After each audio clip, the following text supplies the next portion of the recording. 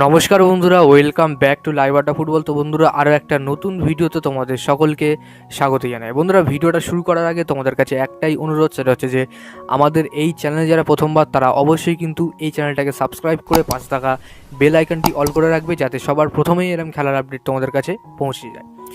তো বন্ধুরা, সবার প্রথমে যে আপডেট নিয়ে কথা বলতে চাই আর কি, তো সেই আপডেটে আসার আগে একটা কথা বলতে চাই যে মোহনবাগানকে নিয়ে কিন্তু বহুত নিউজ, অর্থাৎ অনেক নিউজ কিন্তু বেরিয়ে আসছে। তবে 100টা নিউজের মধ্যে মাত্র 10% নিউজই কিন্তু সত্যি হয় এবং বাদবাকি সব নিউজ কিন্তু ফেক হয়, যেটা কিন্তু আমরা সবাই জেনে থাকি। তো এই নিউজটাই কিন্তু আজকে কভার করবো এই ভিডিওতে।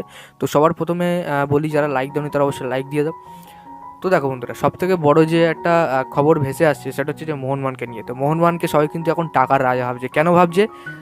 যে খবরটা বেরিয়ে আসে সেটা হচ্ছে যে দেখো, আর্সেনালে খেলা প্লেয়ার কিন্তু মোহনবাগান নিতে চায়।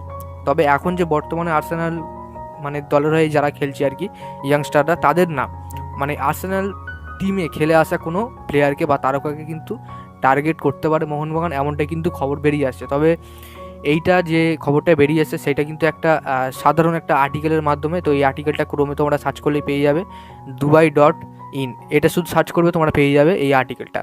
তো দেখো বন্ধুরা, সবার প্রথমে আসি যে এই প্লেয়ারটা মানে কে। এই প্লেয়ারটার নাম কিন্তু এখনও জানা যায়নি, তবে শোনা যাচ্ছে মোহনবাগান আর্সেনালে খেলা এই প্লেয়ারকে টার্গেট করেছে। তো এই প্লেয়ারের বর্তমান যে মানে মার্কেট ভ্যালু জানা যাচ্ছে সেটা হচ্ছে 5 থেকে 6 কোটি টাকা হতে পারে, সম্ভবত 5 থেকে 6 কোটি টাকা হতে পারে। তবে আমার মনে হয় না মোহনবাগান আর কোনো প্লেয়ারের উপর টার্গেট করবে। হ্যাঁ, তবে করতে পারে। মোহনবাগানের নতুন ইনভেস্টার আসতে যাচ্ছে, মানে ইনভেস্টার পরে আরও এক নতুন ইনভেস্টার আসতে পারে। তবে সেই ইনভেস্টারটা আমাদের ইন্ডিয়ারই ইনভেস্টার হবে, কোনো বাইরের ইনভেস্টার হবে না। তো সেটা দেখা যাক কোন ইনভেস্টার হতে পারে। আমরা 2009 সালে 2016 সালে কিন্তু আমরা এই ইনভেস্টারকে দেখেছিলাম। তো সেই ইনভেস্টাররা মানে সেই ইনভেস্টারটা কে সেটাই এখন দেখার। তো এটাই হিন্ট পাওয়া গেছে যে 2016 সালে কিন্তু ইনভেস্টার ছিল কোনো একটা দলে, সেই ইনভেস্টার কিন্তু আবার মোহনবাগানের সাথে ইনভেস্টে যোগ দিতে পারে, এমনটাই খবর আসছে। তো যাই হোক বন্ধুরা, আজকের ভিডিওটা এতটাই ছিল। যদি তোমাদের ভিডিওটা ভালো লেগে থাকে অবশ্যই লাইক করে দিও, আর আমাদের এই চ্যানেলের প্রথমবারের জন্য হয়তো চ্যানেলটাকে সাবস্ক্রাইব করে পাশে থাকা বেল আইকনটি অল করে রেখো।